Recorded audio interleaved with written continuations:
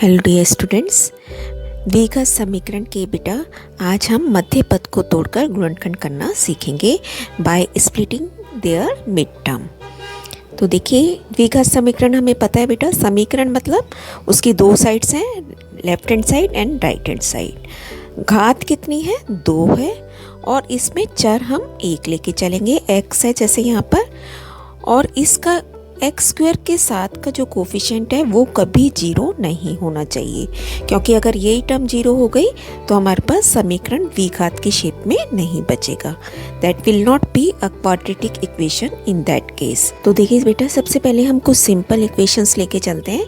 जहाँ आप देख रहे हैं घात 2 है तो द्विघात समीकरण तो ये है, लेकिन इसमें c की टर्म नहीं है। अब इन दो टर्म्स में से हम कुछ कॉमन निकाल सकते हैं।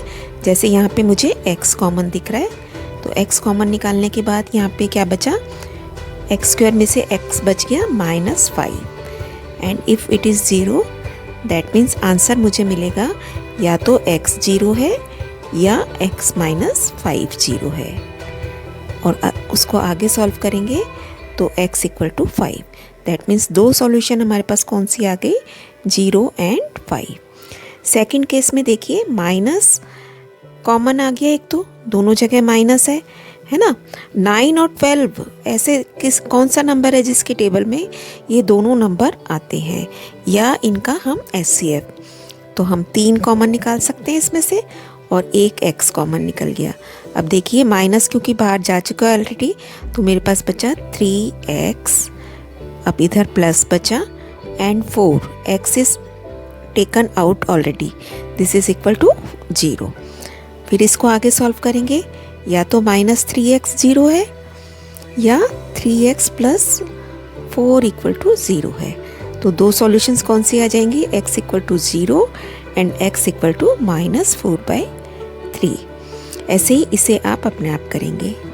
तो अब हम सीखेंगे बेटा, अगर हमारे पास द्विघात समीकरण स्टैंडर्ड फॉर्म में दिया गया हो, यानी कि ax² + bx + c = 0, तो हमें कैसे स्टेप्स फॉलो करने हैं। सबसे पहले आप a और c को मल्टीप्लाई करेंगे, तो गुणा करने पे हमें ac मिलना चाहिए।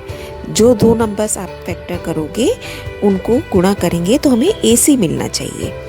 सेकंड, आपने क्या कंडीशन देखनी है, अगर मैं उन दोनों टर्म्स को जो आपने फैक्टर्स करें उनको प्लस या माइनस करूं तो मुझे b मिलना चाहिए, जो यहाँ पे x का कोफिशिएंट है। उन ऐसी टर्म्स को जमा या घटा करने पर b मिलना चाहिए। थर्ड स्टेप आप क्या ध्यान रखोगे, उनमें से जो भी बड़ा नंबर होगा, जो आपने सेट कर लिए अपने नंबर्स, उनके साथ अब आप बड़े नंबर के साथ हमेशा b के साथ वाला साइन लगाएंगे। और नेक्स्ट आपने क्या ध्यान रखना है, आपको यहीं से पता चल जाएगा कि अगर ये c मेरा पॉजिटिव है तो या तो दोनों फैक्टर मेरे जमा जमा के होंगे या दोनों घटा घटा के होंगे, सेम साइन होगा। और अगर ये नेगेटिव आ रहा है आपका c, तो आपके दोनों फैक्टर अपोजिट साइन के बनेंगे, यानी कि एक प्लस होगा एक माइनस होगा। तो ये थोड़ी बातें हमें ध्यान रखनी है। फर्स्ट क्वेश्चन है बेटा, x² + x - 6 = 0। तो c देखिए नेगेटिव है, इसका मतलब एक पॉजिटिव टर्म आएगी हमारे पास, एक नेगेटिव, और उसमें से जो बड़ा होगा उसके साथ प्लस साइन लगाएंगे। तो अब वैल्यूज़ लिख लेते हैं। x² का coefficient a, that is 1 here, b is also 1 and c is equal to -6। Multiply करने पे ac आना चाहिए, यानी कि 1 × -6। अब इसके हम यहीं फैक्टर कर लेंगे, प्राइम फैक्टर। तो 6 को हम कैसे लिख सकते हैं? 2 × 3। अब देखिए, आपको इस तरीके से इनका कॉम्बो बनाना है कि मेरे को किसी भी तरीके से 1 मिल जाए। तो देखिए 2 × 1 2 और 3, अगर मैं इसको एक पेयर ऐसे बना लूँ 2 और 3, और क्या बन सकता है आपका 3 2 = 6 और 1 और 6, दो तरीके से हम इसको पेयर कर सकते हैं। लेकिन मुझे वो पेयर चाहिए जिसको जमा या घटा करने पर 1 मिले।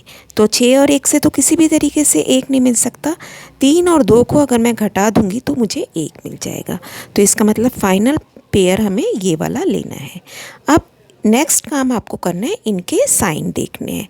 तो हमें पता है कि बड़ी टर्म के साथ मुझे पॉजिटिव साइन लगाना है, तो बड़ी हो गई आपकी पॉजिटिव, और क्योंकि दोनों नेगेटिव एक दूसरे के अपोजिट हैं तो दूसरी घटा की, वैसे भी 3 में से 2 घटाएंगे तो 1 मिलेगा। अब आप अपने क्वेश्चन पे आ जाएंगे। पहली टर्म एज इट इज़, बीच की टर्म अब हम नहीं लिखेंगे क्योंकि इसे ही तो हमें हटाना है यहाँ से। इसकी जगह हम लिखेंगे अपने ये वाले फैक्टर्स, -2x + 3x लगाएंगे, साथ में y है तो y लगाएंगे, जो भी आपका वेरिएबल है। और लास्ट टर्म फिर से एज इट इज़। अब आप पहले 2 का ग्रुप बना लेंगे और दूसरे 2 का भी एक ग्रुप बना देंगे। अब पहले ब्रैकेट में से देखिए x कॉमन, x -2 रह गया अंदर, प्लस अगेन 3 कॉमन निकाल सकते हैं अब हम इसमें से। नाउ इस स्टेप पे आके आपको एक चेकिंग करनी है कि ये ब्रैकेट और ये ब्रैकेट ये दोनों बिल्कुल सेम आनी चाहिए। अगर आपका ये सेम नहीं आता, इसका मतलब आपने अपने क्वेश्चन में कहीं गलती करी है। अब नेक्स्ट में x -2 is common, second bracket आपकी बनी x यहाँ से +3 यहाँ से, so it is x + 3, x + 3 = 0। तो यहाँ तक फैक्टर करने के बाद अब हम इसे 1/2 1/1 0 के इक्वल रख देंगे। x -2 = 0, that means x = 2 and x + 3 = 0, that means x = -3।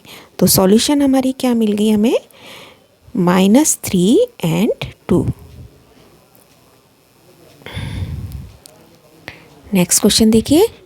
Again c negative है तो आप एकदम माइंड में आपको क्लियर हो जाएगा कि एक प्लस माइनस अलग अलग साइन की टर्म्स आएंगी और बड़ी टर्म पॉजिटिव आएगी। Now a is 3 here, b 4 and c is -15।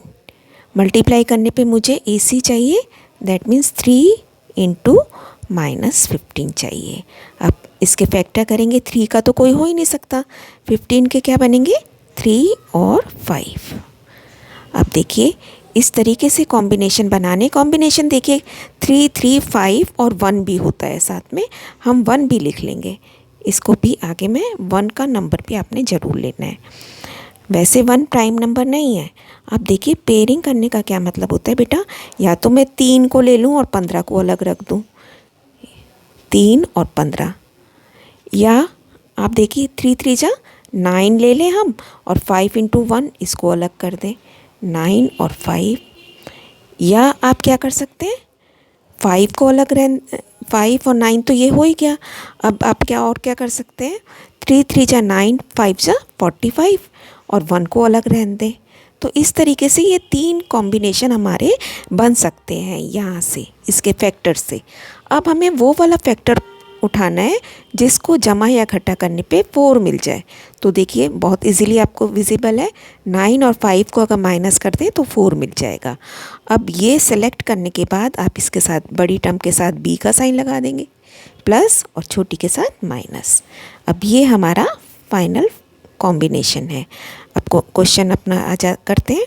3x² as it is plus 9x minus 5x और 4x नहीं लिखेंगे, अब हम यहाँ पे ये टर्म लिखेंगे और -15 = 0। 2 का ग्रुप बनाया, 3x² प्लस 9x। अब यहाँ देखिए माइनस ये भी माइनस ये भी, तो पहले स्टेप पे ही आप माइनस बाहर निकाल सकते हैं, अंदर बचेगा प्लस = 0।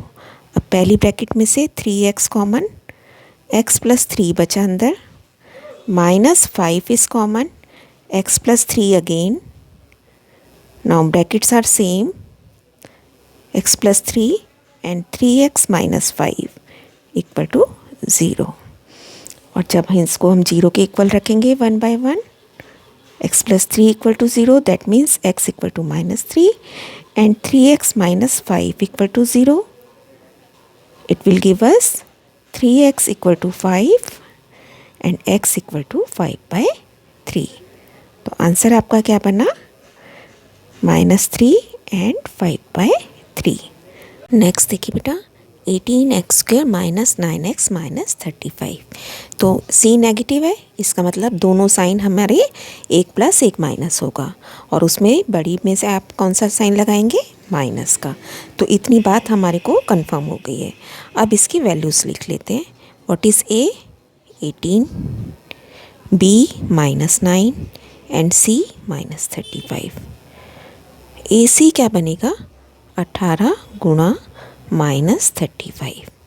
अब मुझे इसे गुणा करने में टाइम नहीं लगाना, यहीं पर हम इनके फैक्टर कर लेंगे, प्राइम फैक्टर।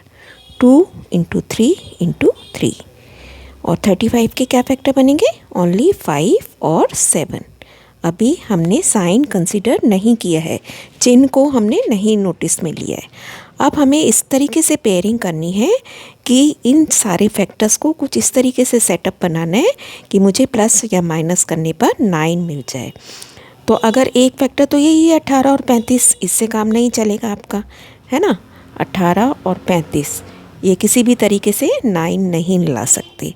सेकंड कंसीडर करते हैं, 2 × 3 6 हो गया, और बाकी अगर आप सबको इकट्ठा कर दो, 5 3 15, 15 × 7 105, तो इससे भी काम नहीं चलेगा। एक 6 एक 105, 9 नहीं आ सकता ना किसी भी तरीके से।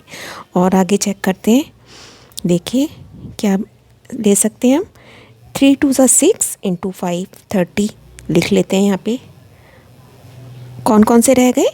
3 × 7 21, यानी कि अब देखिए इसको अगर मैं माइनस कर दूँ 30 में से 21 तो मुझे 9 मिल जाएगा, है ना। तो हमारा करेक्ट ऑप्शन 30 और 21 का बना। इसमें आप बड़े टर्म के साथ क्या साइन लगाएंगे? माइनस का, क्योंकि बी के साथ नेगेटिव था, है ना। तो बी के साथ नेगेटिव होने की वजह से बड़ी टर्म के साथ नेगेटिव, और छोटी क्योंकि अलग साइन की होनी है, तो ये 21 जमा का बचा अब हमारे पास। अब फिर से अब वही पुराना procedure, 18x² -30x + 21x -35 as it is. फिर 2 2 की ग्रुपिंग, 18x² -30x ब्रैकेट में + 21x -35 ब्रैकेट में। पहली ब्रैकेट में से 18 और 30 किसके टेबल में आते हैं? 6 के टेबल में। 6x बाहर आ गया, अंदर बचा 3x - 5। यहाँ से 21 और 35 दोनों 7 के टेबल में आते हैं। अगेन मेरे पास रह गया 3x - 5 = 0। अब यहाँ हमने चेक कर लेना है बेटा कि ब्रैकेट सेम है, तो हम आगे अपना क्वेश्चन कंटिन्यू कर सकते हैं। 3x - 5 एक ब्रैकेट बन गई आपकी, एंड सेकेंड इज 6x + 7 = 0। और जब आप 3x - 5 को 0 के इक्वल करेंगे, यू विल गेट x = 5/3। एक आंसर आपका ये हो गया। And 6x + 7 = 0, that will give us x = -7/6. So these are the two solutions.